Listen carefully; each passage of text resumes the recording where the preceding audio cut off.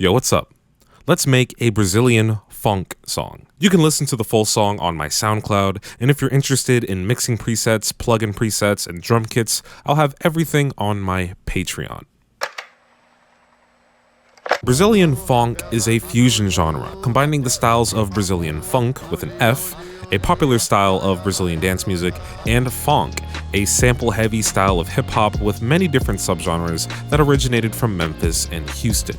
Get it? It's like a fusion of South American music and South American music. I thought that was funny. Brazilian funk usually takes the drum rhythms and melodies of Brazilian funk and adds drift funk-styled synths and mixing, giving the songs this dark and aggressive feeling with some unique danceable drum rhythms. It's just different enough, but also familiar enough for both drift funk fans and Brazilian funk fans to enjoy. Even though these two styles come from different parts of the planet, they actually have a lot of similarities, from their hard-hitting drums, their crunchy basses, and their usage of samples and vocal chops. So when you combine these genres, it's like a match made in heaven. I just love how Brazilian funk takes the best of both genres and makes danceable, high-energy, bass-boosted music. And it makes for some really cool background music for some anime edits, and I think that's really cool.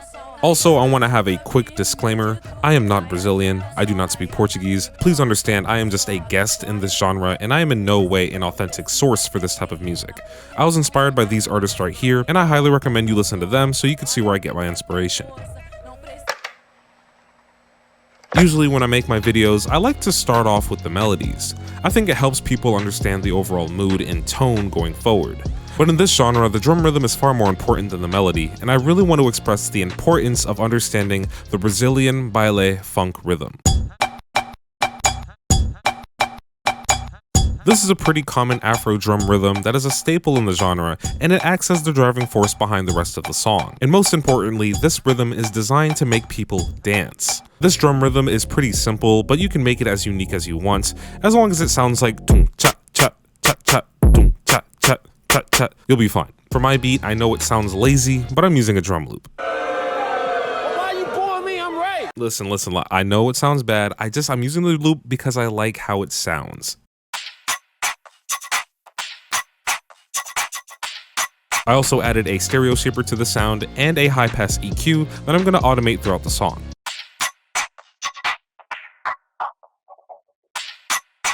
Next, I added the kick. I'm going for a more funk-inspired kick, so it's a bit punchier than a Brazilian funk kick. I also added a bit crush effect to it, just for a bit more texture. I made two patterns with this one. One of them is a more standard rhythm, and the other one is a 4-on-the-floor rhythm. And I also added this reverse kick as a transition sound. I also wanted to add this staple baile vocal loop for the second half of the song. This loop is like the amen break of Brazilian funk. And lastly, I added this open hi-hat pattern and these shakers and snare.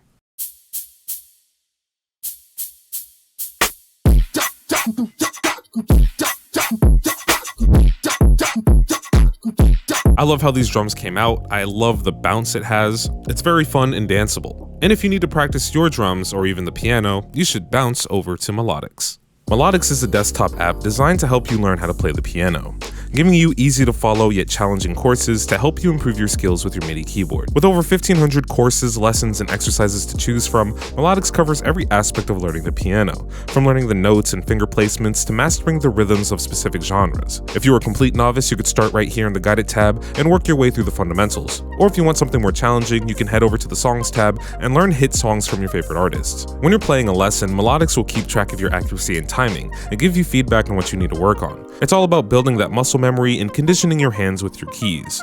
And it makes learning the piano pretty fun. You can also hone in your skills on specific techniques like two-handed melodies, bass lines, or arpeggios to help you become a more well-rounded player. And with the knowledge you gain from Melodics, you could take that experience into the real world, like working on your own music, jamming out in a studio session, or even performing live. If you want to try it out, there's a link in the description. It's free to download. Brazilian funk songs are usually paired with rapped or sung vocals. They sound pretty steady and usually play when there's not much going on in the song. But the vocals tend to lead up into this big bass drop section. It'd be catching me off guard sometimes. It's pretty funny. For my track, I'm taking a more classic Phonk approach by chopping up some vocals that I found. I'm using this vocal sample from this Brazilian funk song. I thought it sounded cool. I used a bandpass EQ, pitched it down with pitch shifter, used a limiter for peak reduction, and a stereo shaper and reverb for some size.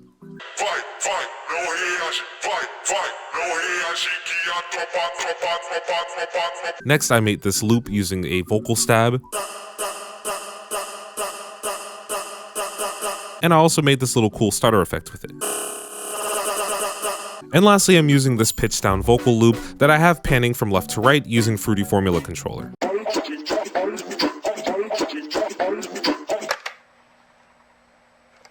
The bass is going to be the most fun part of the song. Brazilian funk basses are usually very loud and distorted with a shiny, metallic-y characteristic. I believe that metallic sound is pretty popular in the Sao Paulo style of Brazilian funk, which is just one of the many regional variations of this genre. And I'm also going to take some inspiration from drift funk and incorporate a plucky cowbell style bass, which I'm going to make in Vital, because Vital is cool. For my track, I made two basses. One of these basses has more of that plucky characteristic I was talking about, and the other one has this more wompy sound. It's a little bit more Brazilian funk inspired. Even though they're two different sounds, they're both built on the same foundation. Two oscillators, one using a sine wave and the other one using a different waveframe. That one is pitched up 7 semitones, and I added a few effects. I have the distortion drive, oscillator 2's level, and the filter cutoff all routed to LFO1 to give it that pluck shape. I'm adding a ton of effects as well, like saturation with Little Radiator, an EQ, some stereo imaging, reverb with Luxverb, and a limiter to sidechain. And then I made two patterns for this bass.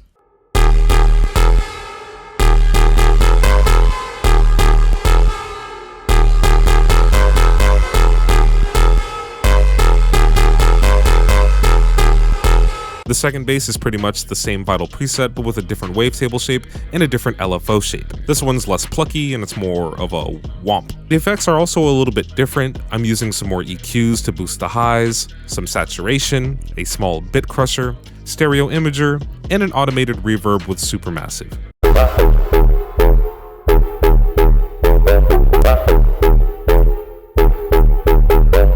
I also consolidated the basses and played them backwards for this cool sweep effect.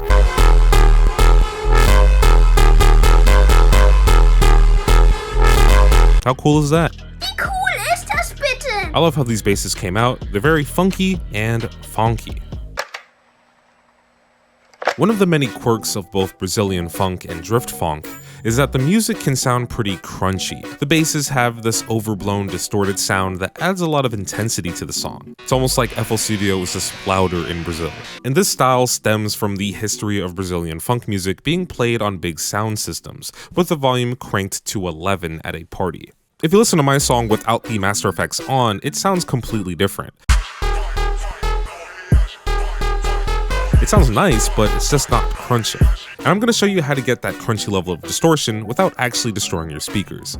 I started off with a multi-band compressor, and it's just the mastering preset with the limiter turned off. Next, I added an EQ to remove some frequencies I didn't like, and then I added a soft clipper with the post gain up just to about right here. And right now it doesn't sound all that different, but everything will get super crunchy once I add this EQ before the soft clipper and pull the main level up until it feels uncomfortable. And just to make sure that it's really loud, check the LUFS on this thing. Anything under -8 is simply not loud enough. But in all seriousness, use that soft clipper or a limiter just to get that distorted sound without actually breaking your speakers. And remember, bad mixing, good vibes.